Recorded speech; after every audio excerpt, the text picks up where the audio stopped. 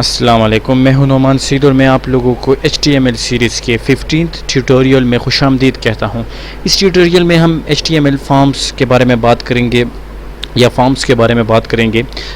इस ट्यूटोरियल को स्टार्ट करने से पहले मैं आपको एग्जांपल के तौर पे एक फॉर्म दिखाता हूं। MSN की साइट ओपन करेंगे, यहाँ पर साइन इन पर क्लिक करें। यहाँ पर हम साइन अप बटन पर क्लिक करेंगे। साइन अप बटन पर जब हमने क्लिक किया, हमारे पास एक फॉर्म ओपन हो गया ईमेल एड्रेस साइन अप करने के लिए। ये हमसे यहाँ पर टेक्स्ट फील्ड में ईमेल एड्रेस मांग रहा है, यहाँ पर पासवर्ड, इसी तरह ये भी टेक्स्ट फील्ड है कि ये सारे टेक्स्ट फील्ड हैं। ये हमारे पास ड्रॉप डाउन लिस्ट है, ये हमारे पास चेक बॉक्सेस हैं और हमारे पास नीचे जब हम आएंगे तो हमारे पास यहाँ पर फिर टेक्स्ट फील्ड है और यहाँ पर हमारे पास सबमिट बटन है। अच्छा, एक बात यहाँ पर, ये हमारे पास, इनको हम चेक बॉक्सेस नहीं कहते, ये हमारे पास रेडियो बटन है। आई एम सॉरी, मैं थोड़ा जल्दी में जा रहा था इसलिए मैंने इसको चेक बॉक्स कर दिया। इसको हम चेक बॉक्सेस नहीं कहते, चेक बॉक्सेस अलग होते हैं। वो जिस टाइम हम एग्जांपल कर रहे होंगे मैं आपको समझा दूंगा कि चेक बॉक्सेस और रेडियो बटन में फ़र्क क्या है, पर ये हमारे पास रेडियो बटन्स हैं। अच्छा, अब हम अपने ट्यूटोरियल की तरफ आते हैं। HTML फॉर्म्स के लिए हम एक ट्यूटोरियल करते हैं। हम नोटपैड में जाएंगे,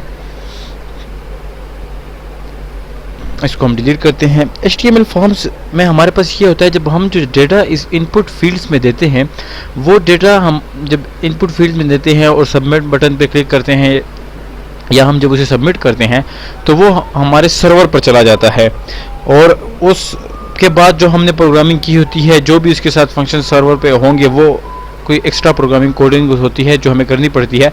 अभी खैर हम उस लेवल तक नहीं पहुंचे, ना हम उस साइट पर इसको देखेंगे। इस वक्त हम सिर्फ HTML में हम जो फॉर्म बनाएंगे, जो यूज़र को सामने आएगा फिल करने के लिए, वो हम बनाना सीखेंगे।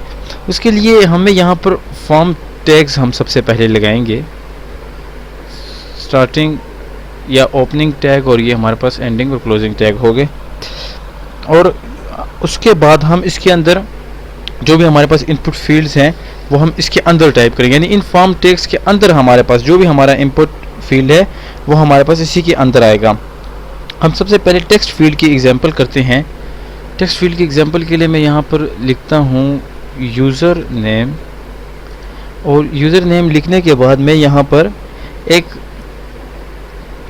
टैग लिखूँगा। इनपुट यहाँ पर आपने लिखना है, और इनपुट ये हमारे पास, ये इनपुट का जो टैग है ये हमारे पास एम्प्टी कंटेंट टैग है, यही इसका स्टार्टिंग और क्लोजिंग टैग है।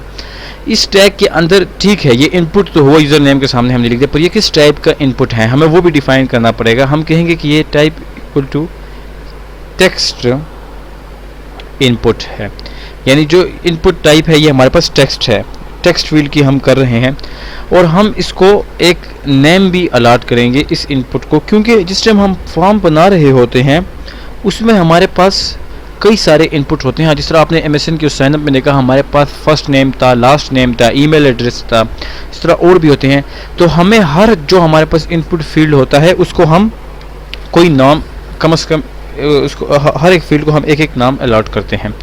इसको अभी हम सेव करेंगे। सेव करने के बाद इसको मैं रन करता हूँ। तो देखिए आप, हमारे पास यूज़र नेम आ रहा है और यूज़र नेम के सामने हमारे पास एक टेक्स्ट फील्ड है जिसके अंदर हम टाइप कर सकते हैं। ये जो हमारे पास ये एक टेक्स्ट फील्ड का बॉक्स जो बना आ रहा है, ये हमारे पास 20 कैरेक्टर्स का होता है। इसको हम बड़ा और कम भी कर सकते हैं। वो हम यहाँ पर एक और एट्रीब्यूट है साइज़ इक्वल टू, उससे हम इसको कम करते हैं, 5 कर देते हैं। एक एट्रीब्यूट हमारे पास टाइप हुआ इनपुट का, एक एट्रीब्यूट नेम हुआ, एक साइज़ हुआ हमारे पास। अब मैं इसको सेव करता हूँ। सेव करने के बाद इसको जब मैं रन करूँगा तो आप देखें मेरे पास अब इस बॉक्स का साइज़ कम हो गई है, पर मैं जब भी इसमें वर्ड्स लिखूँगा, वर्ड्स फिर भी मैं इसमें 5 से ज़्यादा लिख सकता हूँ। वर्ड्स जो है वो हम इससे कंट्रोल नहीं कर सकते या लिमिट नहीं कर सकते। ये जो साइज़, जो एट्रीब्यूट है, उससे हम इस टेक्स्ट बॉक्स की जो साइज़, जो टेक्स्ट बॉक्स का साइज़ आ रहा है उसको हम चेंज कर सकते हैं। अगर हमें ये टेक्स्ट की जो लिमिट है इसको अगर हमें लिमिट करना है या कंट्रोल करना है, उसके लिए हम यहाँ पर कर सकते हैं मैक्स लेंथ। हमारे पास एक एट्रीब्यूट है, उसमें मैं लिखूँगा 5। अब ये मेरे पास इसका लेंथ जो है वो लिमिट हो जाएगा 5 तक। अब मैं यहाँ पे 1 2 3 4 5 टाइप करता हूँ, उसके बाद मैं कीबोर्ड पर बटन प्रेस कर रहा हूँ, पर मेरे पास यहाँ पर कुछ टाइप नहीं हो रहा। इसको हमने यूज़र नेम कर लिया। हम एक और यहाँ पर करते हैं पासवर्ड के लिए हम करते हैं, उसके लिए हमारे पास पासवर्ड फील्ड होता है।